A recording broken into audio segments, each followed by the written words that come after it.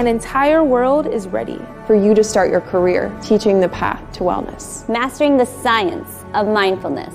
And the art of coaching. To help clients achieve mental, emotional, and physical betterment of life. Through movement, nutrition, recovery, and regeneration. Because impacting one person impacts a family. Impacting a family impacts a community. And impacting a community impacts the world. Become an NASM certified wellness coach.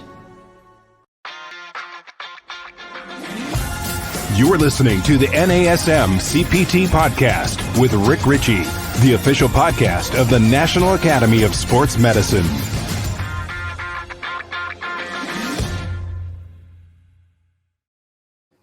Hey, y'all, and welcome to the NASM-CPT Podcast. My name is Rick Richey, and today I want to talk about programming. And really what I want to talk about is writing your programs down, writing them out. Practice putting them down on paper or putting them down in your phone or computer, which is what I do, is I'm writing them out. And why writing things out is so important, particularly when it comes to programming. So I'll start it with this. A few years ago, I worked for an athletic performance facility. And what they would do is they had 3-ring binders. And what the coaches would do, it was like a plug and play. Here is your list. Here's what you do as you program your athlete. It's all written out. It's all written out. Now, individualization is kind of not there, but the design of the program based off of what you want your athletes to do, that was all written out, clearly placed, very focused. And so let me explain what it was used to and how it looked, what it looked like. So if you wanted to focus on speed, then there was the speed focused area in the 3-ring binder. And then they would move on. Hey, this is the resistance training. And then you could go into lateral and frontal plane focus. And then you could get into jump performance. And this athletic performance company had binder after binder with hundreds of workouts written out. It's brilliant. It's brilliant. Now, you can shift it. What happens is you take it with the individual and you say, this is the programming to help advance people along the path of increasing their athletic performance. And then you alter it and tweak it for the individual. I started programming out in general templates so that I could use the NASM Edge app. And I started working on the NASM Edge app. And through that, I wanted to put it into the system. But as I was putting the exercises in, it was hard for me to go and do that based off of the app itself. So I moved the app aside and I went in and I just wrote out exercise program after exercise program. Let me see what it looks like. Let me go through all the advancements that would take place. So here are some of the things that I found as I would go through, and I would take, here's my core, my balance, my plyos, some cardio, the resistance training, maybe some cardio again at the end. I started writing it all out. And then the next workout, I could see what I did and I could create micro progressions in each one of them. And I could create variety. I could look at it and say, well, if I keep doing this, then I'm going to get better at doing this particular thing. But if I keep doing it for too long, then I'm going to have people getting bored of following this because there may not be enough variety. So let me create the variety that I need. All of this stuff's going through my head, and I'm using my creativity and I'm using my progressions and I'm watching it all play out. So I'm writing it all out. And through writing it out, here's some of the things that I've found. And this is, write it out, even though you know that things are going to change and that people may not come in certain days and you're going to alter the training and what they do based off of soreness or based off of mood or based off of all the variables that change by working with people. Because you can write out perfect programs, but we don't get delivered people that just agree with whatever the programs are. People come in and they have their own likes, they have their dislikes, they have things that their mood changes and shifts. Whether you're working with a traditional client or an athlete, we have to pay attention that this ideal programming in our head may not be ideal for them. So variations may occur, but writing the programs out in advance are still valuable. Why? Number one, writing programs out allows you to practice the progressions. I watch trainers train, and sometimes they jump all over the place. They are all over the place with their programming, or it's technically not programming, it's just workouts. So there's no program. It's just a bunch of workouts that don't follow a program. There is no system. There's no progression. It's just things. It's just stuff. This allows you as a trainer to build exercises on top of each other, to progress.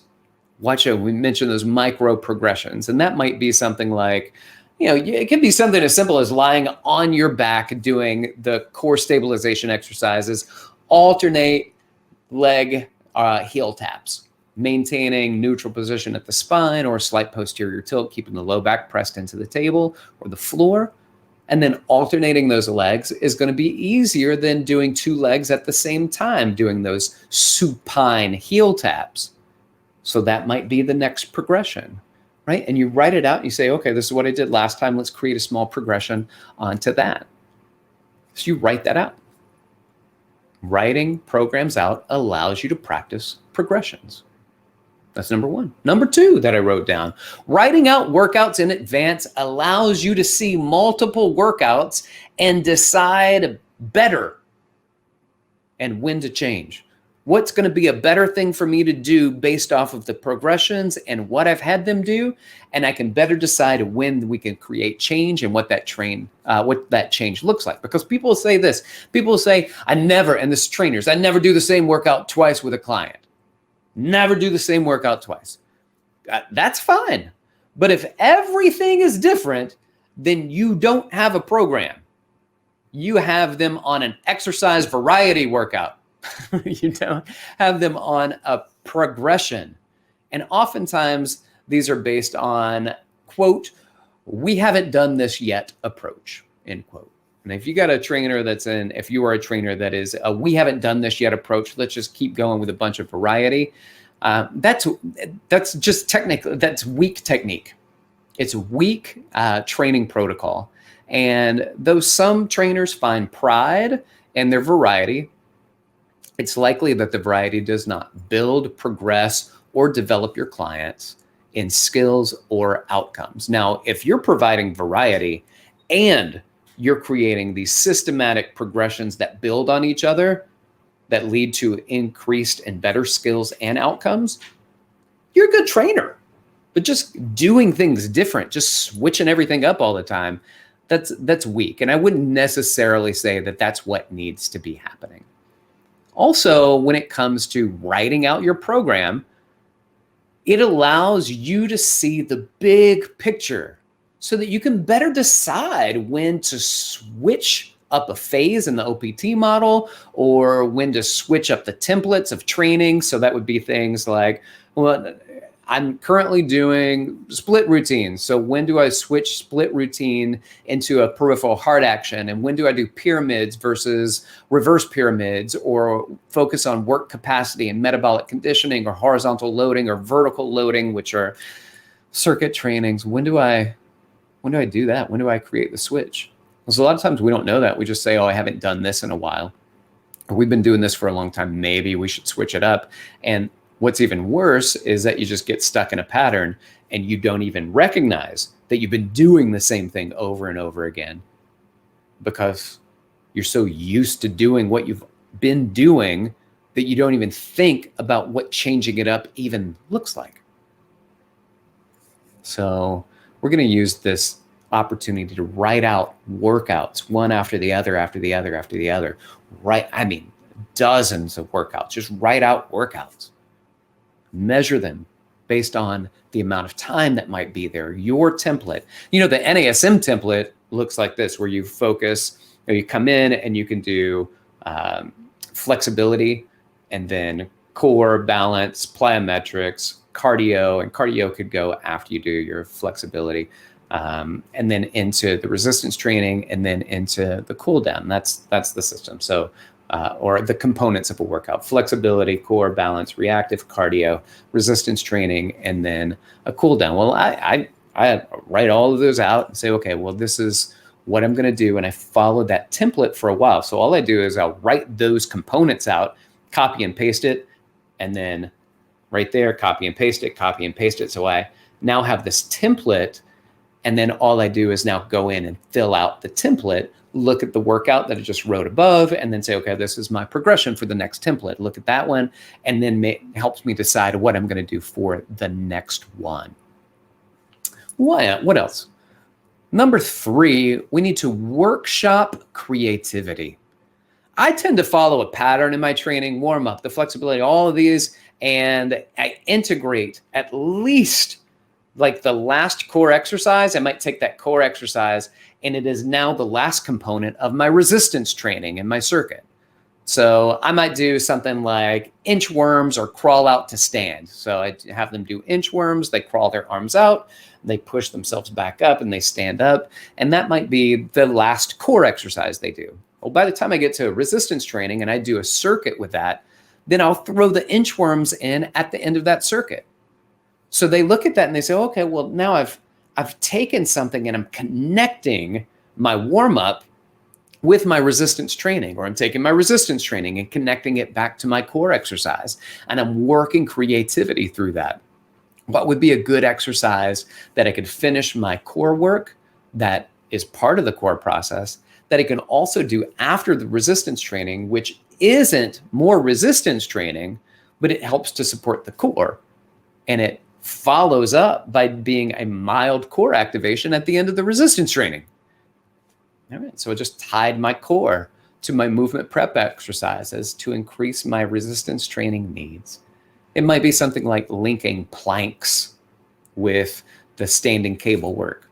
Plank at the beginning, and then I do standing cable work, which is basically an upright plank, and then I'll go through, and at the end of my upright work, I might do more planks at the end. I might link my side planks with lateral lunging patterns.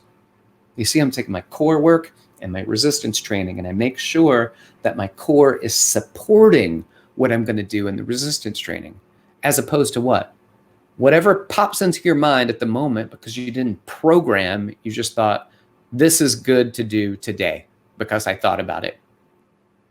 So now we're planning it out. We're putting some really good stuff together, and we're tying things together. It also helps me practice including multiple planes and even multiple core subsystems into the workouts.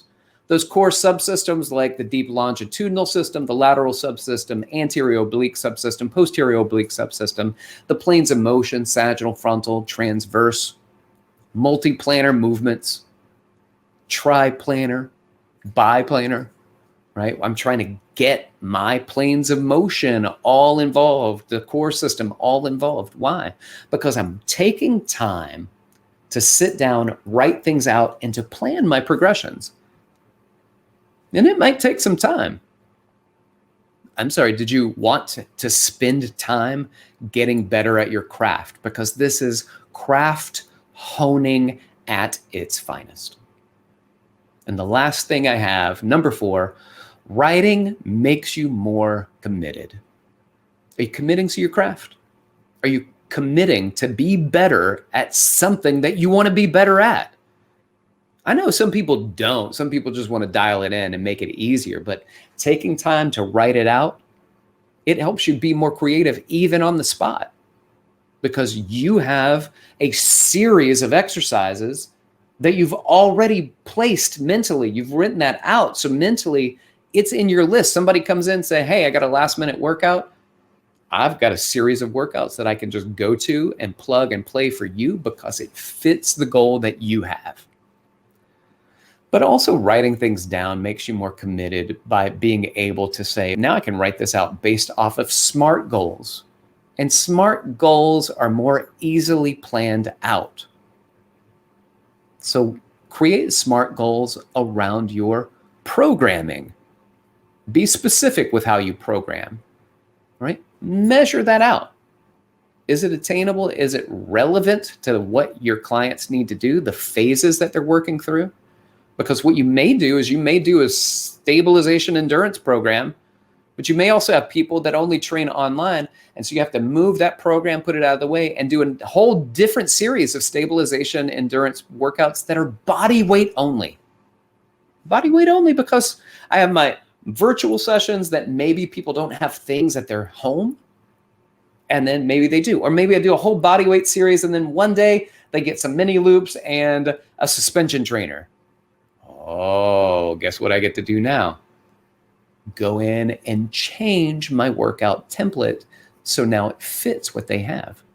But it's super easy to do because you already have programs written out, plug and play. Now, Rick, what about working with people that, what about the assessments? Well, it's true. The assessments are valuable. I'm going to take that assessment, and each person gets their very own workout based off of the core work that they need, the flexibility work that they need, the inhibition, the lengthening, the activation, and the integration based off of what they need. And then I have a resistance training program that may fit, but all of that stuff's written out, and I can just make changes where I need to make changes. And a lot of times you might look at it and say, oh, all right, well, here in this workout, I have some general things like calves, TFL, lats that are tight. That's all I had for SMR and stretching. But this person needs adductor work, right? They need to do their adductors, and they need to do biceps femoris. Boom, put it in. Just add 2 things to the workout. You have an entire workout. You have their chart there. And you look at the workout, you look at the chart and say, based off of that, these are the changes that need to take place. And you write in 2 things. You don't need to write out a whole workout because that workout can fit as long as you individualize an already pre-planned workout. The other thing about writing things down, it keeps you on task, but it also keeps your clients on task because you have a direction that you want to go. You have things that you want to accomplish, and your clients need to know that so that you say to your clients, I have these 8 workouts that we're going to be doing twice a week for the next 4 weeks. We got to get these done, and I want you to stay focused in your training so that we get these done in the 4 weeks. And some people even sell programming that way. I'm not selling you 8 sessions. I'm selling you 4 weeks of programming twice a week. So you're coming in and you're paying for the month of programming. Keep you and your clients on task, writing them out. And then the last thing I had under writing makes you more committed is it makes you committed to being creative while also following that systematic progressive model. And we use the OPT model, so it's nice for us that we already have a template that we can use, but that's an outline. And within that outline, within that recipe that's kind of already there, you get to decide what exercises go into the template. And then as you become your own master chef, you can design your own recipes, and you don't have to follow this model piece by piece, every single thing the way it's written out. But until you have the practice, until you've put in the reps, until you have the time, until you've written out hundreds and hundreds of workouts that go fit together in a program, in a microcycle, mesocycle, macro cycle. Until then, it's okay to be a Padawan. It is okay to be an apprentice, trying to learn and use a model in a system that already has evidence, the proof that it already works if you follow this path. And then work on your own creativity once you get better. So let's review one more time. We got to write this stuff out, getting better at writing out the programming. And what are some of the benefits that comes from it? Writing programs out allows you to practice progressions. Number 2, writing out workouts in advance allows you to see multiple workouts and decide better when and where to make change. Number 3, workshop your creativity. And number 4, writing makes you more committed, not just you, but your clients as well. Practice it. Practice it. It's an eye-opening experience. Taking the time, even just schedule an hour out of your day, a couple of days a week, and write out programs. I get in my head sometimes too. I'll write out a program, and then it can take me forever to write even the second workout in a program out, because I'm going, what's the perfect progression? It almost takes too much time for me to do it sometimes, because I start thinking about it and thinking about it. And you know what the benefit of it is? The amount of thinking that I'm doing, not even the writing it out, but the thinking, the constant state of what's the best play to do here. Anyway, I think it's very beneficial. It's something you should practice. And as you start practicing, hit me up and let me know how it's going and how it has changed the way that you look at doing exercises and programming your workouts for your clients. You can do that by hitting me up on Instagram, DM me at dr.rickrichy, or you can email me at rick.richey, R-I-C-H-E-Y, at NASM.org. Thank you so much for listening. I appreciate it. Like, subscribe, share, invite people in, and let's get more people involved in it. Thank you so much. This has been the NASM-CPT Podcast.